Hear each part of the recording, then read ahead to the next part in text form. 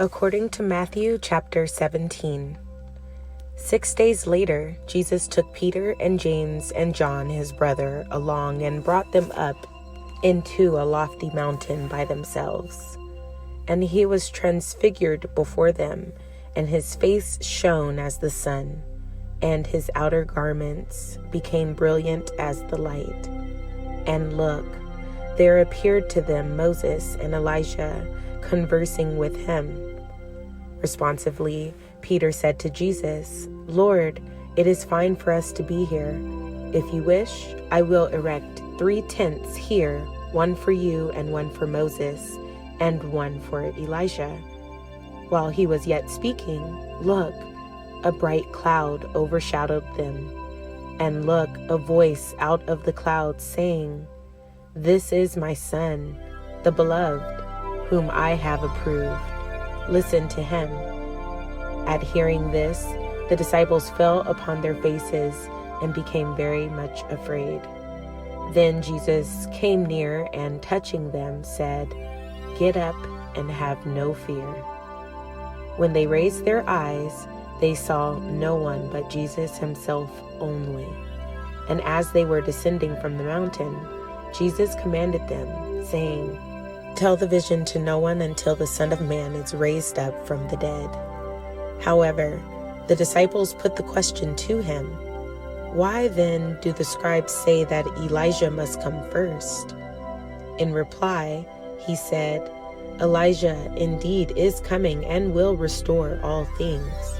However, I say to you that Elijah has already come, and they did not recognize him, but did with him the things they wanted. In this way also, the Son of Man is destined to suffer at their hands." Then the disciples perceived that he spoke to them about John the Baptist. And when they came toward the crowd, a man approached him, kneeling down to him and saying, "Lord, have mercy on my son, because he is an epileptic and is ill, for he falls often into the fire and often into the water. And I brought him to your disciples, but they could not cure him." In reply, Jesus said, "O faithless and twisted generation, how long must I continue with you? How long must I put up with you? Bring him here to me." Then Jesus rebuked it, and the demon came out of him, and the boy was cured from that hour. Thereupon, the disciples came up to Jesus privately and said, "Why is it we could not expel it?" He said to them, "Because of your little faith. For truly I say to you, if you have faith the size of a mustard grain, you will say to this mountain, 'Transfer from here to there,' and it will transfer, and nothing will be impossible for you."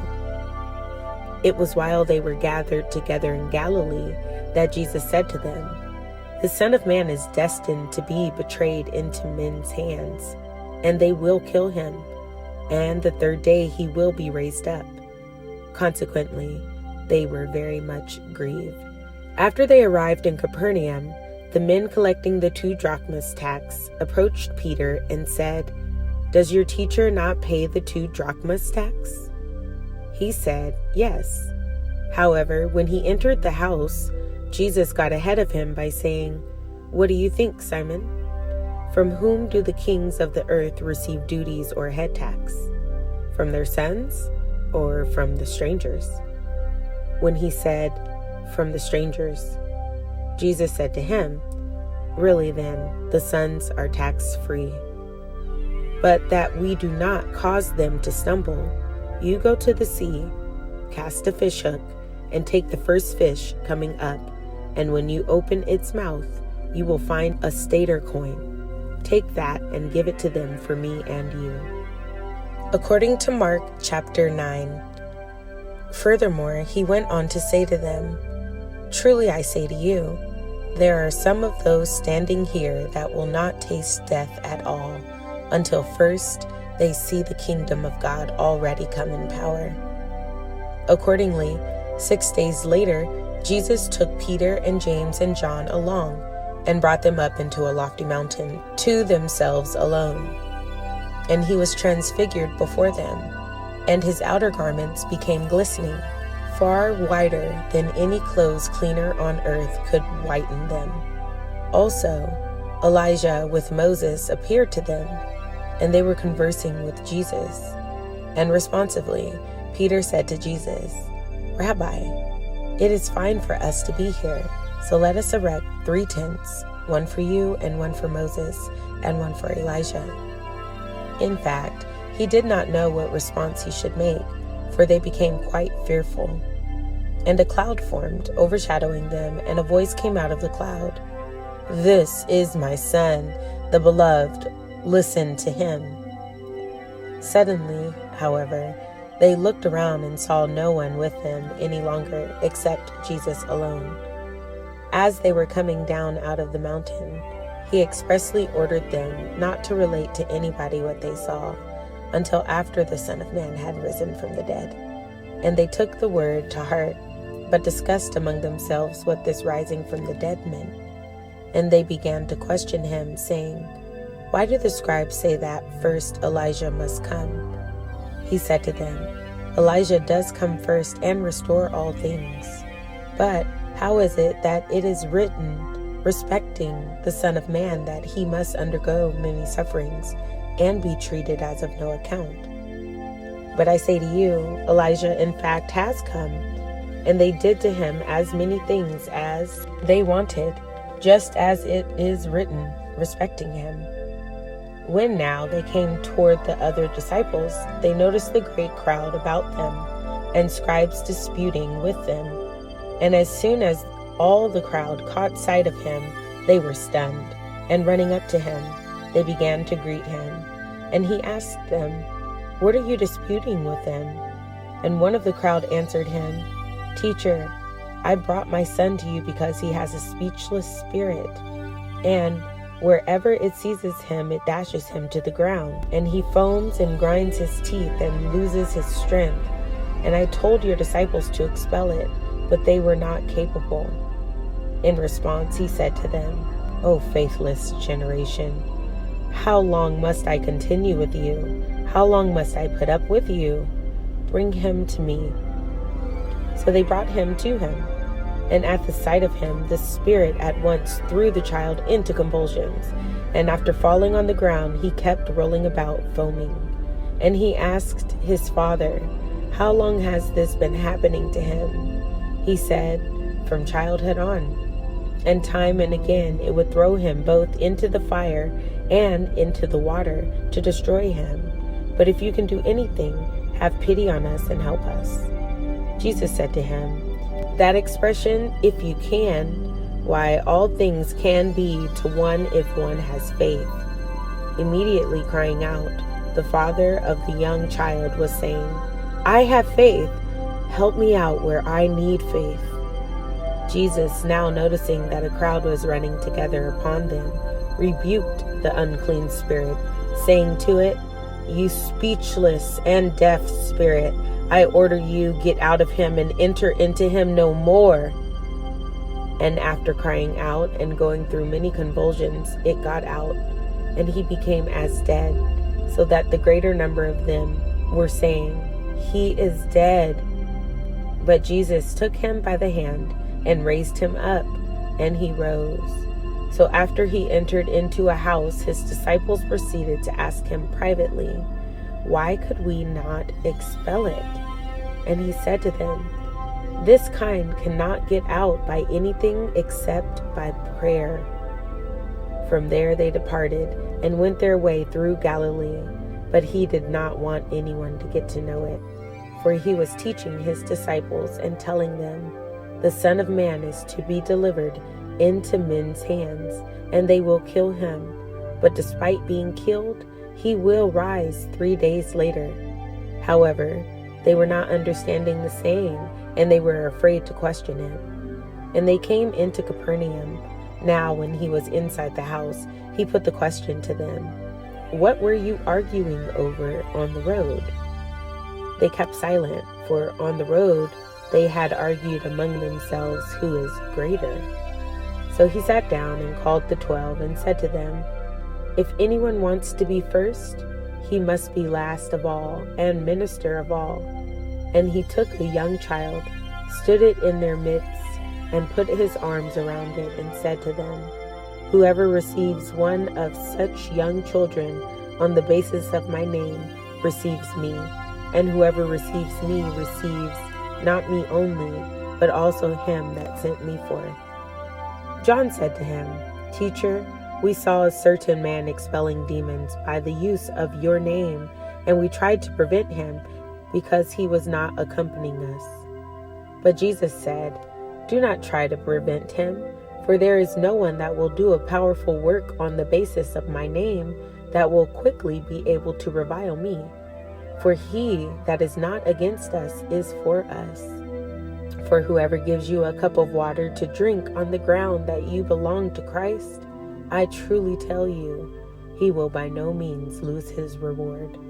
But whoever stumbles one of these little ones that believe, it would be finer for him if a millstone, such as is turned by an ass, were put around his neck and he were actually pitched into the sea. And if ever your hand makes you stumble, cut it off.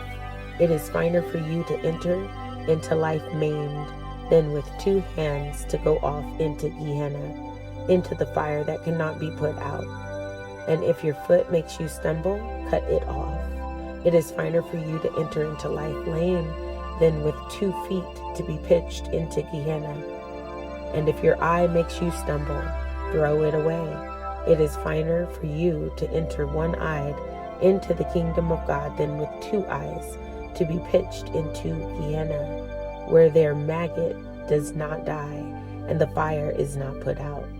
For everyone must be salted with fire. Salt is fine, but if ever the salt loses its strength, with what will you season it itself? Have salt in yourselves, and keep peace between one another. According to Luke chapter 9, verses 28 through 62. In actual fact, about 8 days after these words, he took Peter and John and James along and climbed up into the mountain to pray. And as he was praying, the appearance of his face became different, and his apparel became glitteringly white. Also, look, 2 men were conversing with him, who were Moses and Elijah. These appeared with glory and began talking about his departure that he was destined to fulfill at Jerusalem. Now Peter and those with him were weighed down with sleep, but when they got fully awake, they saw his glory, and the 2 men standing with him. And as these were being separated from him, Peter said to Jesus, Instructor, it is fine for us to be here. So let us erect 3 tents, one for you and one for Moses, and one for Elijah, he not realizing what he was saying. But as he was saying these things, a cloud formed and began to overshadow them. As they entered into the cloud, they became fearful. And a voice came out of the cloud saying, This is my son, the one that has been chosen. Listen to him. And as the voice occurred, Jesus was found alone, but they kept quiet and did not report to anyone in those days any of the things they saw. On the succeeding day, when they got down from the mountain, a great crowd met him. And look, a man cried out from the crowd, saying, Teacher, I beg you to take a look at my son, because he is my only begotten. And look, a spirit takes him, and suddenly he cries out, and it throws him into convulsions with foam, and it scarcely withdraws from him after bruising him. And I begged your disciples to expel it, but they could not. In response, Jesus said, O faithless and twisted generation, how long must I continue with you and put up with you? Lead your son over here. But even as he was approaching, the demon dashed him to the ground and violently convulsed him. However, Jesus rebuked the unclean spirit and healed the boy and delivered him to his father. Well, they all began to be astounded at the majestic power of God. Now, as they were all marveling at all the things he was doing, he said to his disciples, Give lodgment to these words in your ears, for the Son of Man is destined to be delivered into the hands of men. But they continued without understanding of this saying. In fact, it was concealed from them that they might not see through it, and they were afraid to question him about this saying. Then a reasoning entered among them as to who would be the greatest of them. Jesus, knowing the reasoning of their hearts, took a young child, set it beside him, and said to them, "Whoever receives this young child on the basis of my name receives me too, and whoever receives me receives him also that sent me forth. For he that conducts himself as a lesser one among all of you is the one that is great." In response, John said, "Instructor, we saw a certain man expelling demons by the use of your name, and we tried to prevent him, because he is not following with us." But Jesus said to him, "Do not you men try to prevent him, for he that is not against you is for you." As the days were now coming to the full for him to be taken up, he firmly set his face to go to Jerusalem. So he sent forth messengers in advance of him, and they went their way and entered into a village of Samaritans to make preparation for him. But they did not receive him, because his face was set for going to Jerusalem. When the disciples James and John saw this, they said, "Lord, do you want us to tell a fire to come down from heaven and annihilate them?" But he turned and rebuked them, so they went to a different village. Now as they were going on the road, someone said to him, "I will follow you wherever you may depart." And Jesus said to him, "Foxes have dens, and birds of heaven have roosts, but the Son of Man has nowhere to lay down his head." Then he said to another, "Be my follower." The man said, "Permit me first to leave and bury my father." But he said to him, "Let the dead bury their dead, but you go away and declare abroad the kingdom of God." And still another said, "I will follow you, Lord, but first permit me to say goodbye to those in my household." Jesus said to him, "No man that has put his hand to a plow and looks at the things behind is well fitted for the kingdom of God."